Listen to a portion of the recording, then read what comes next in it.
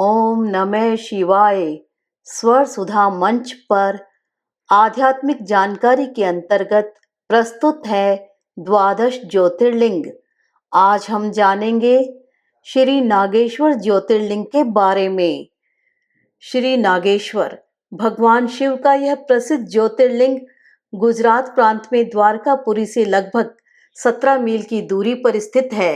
इस ज्योतिर्लिंग के संबंध में पुराणों में यह कथा दी हुई है। सुप्रिय नामक एक बड़ा धर्मात्मा और सदाचारी वैश्य था। वह भगवान शिव का अनन्य भक्त था।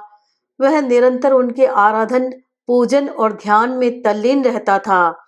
अपने सारे कार्य वह भगवान शिव को अर्पित करके करता था। मन, वचन, कर्म से वह पूर्णतः शिवार्चन में ही तल्लीन रहता था। उसकी शिव भक्ति से दारुक नामक एक राक्षस बहुत क्रुद्ध रहता था। उसे भगवान शिव की यह पूजा किसी प्रकार भी अच्छी नहीं लगती थी। वह निरंतर इस बात का प्रयत्न किया करता था कि उस सुप्रिय की पूजा अर्चना में विघ्न पहुंचे। एक बार सुप्रिय नौका पर सवार होकर कहीं जा रहा था। उस दुष्ट राक्षस दारुक ने यह उपयुक्त अवसर देखकर उस नौका पर आक्रमण कर दिया। उसने नौका में सवार सभी यात्रियों को पकड़कर अपनी राजधानी में ले जाकर कैद कर दिया। सुप्रिय कारागार में भी अपने नित्य नियम के अनुसार भगवान शिव की पूजा आराधना करने लगा। अन्य बंदी यात्रियों को भी वह शिव भक्ति की प्रेरणा देने लगा।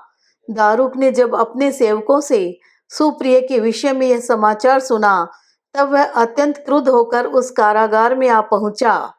सुप्रिय उस समय भगवान शिव के चरणों में ध्यान लगाए हुए दोनों आंखें बंद किए बैठा था।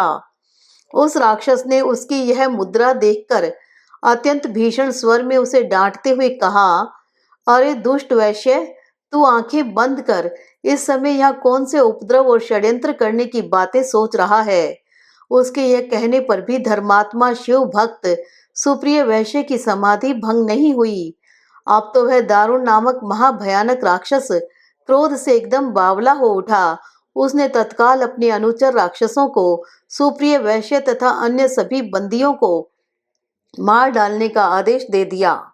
सुप्रिय उसके इस आदेश से जरा भी विचलित और भयभीत नहीं हुआ। वह एक निष्ठ भाव और एकाग्र मन से अपनी और अन्य बंदियों की मुक्ति के लिए भगवान शिव को पुकारने लगा। उसे यह पूर्ण विश्वास था कि मेरे आराध्य भगवान शिव जी इस विपत्ति से मुझे अवश्य ही छुटकारा दिलाएंगे। उसकी प्रार्थना सुनकर भगवान शंकर जी तत्क्षण उस कारागार में एक ऊंचे स्थान में एक चमकते हुए सिंहासन पर स्थित होकर ज्योतिर्लिंग के रूप में प्रकट हो गए। उन्होंने इस प्रकार सुप्रिय को दर्शन देकर उसे अपना पाशुपत अस्त्र भी प्रदान किया। उस अस्त्र से राक्षस दारुक तथा उसके सहायकों का वध करके सुप्रिय शिव धाम को चला गया।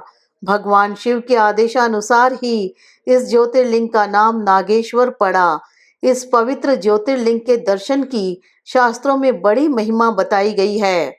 कहा गया है कि जो श्रद्धा पूर्वक इसकी उत्पत्ति और महात्म्य की कथा सुनेगा, वह सारे पापों से छुटकारा पाकर समस्त सुखों का भोग करता हुआ अंत में भगवान शिव के परम पवित्र दिव्य धाम को प्राप्त होगा।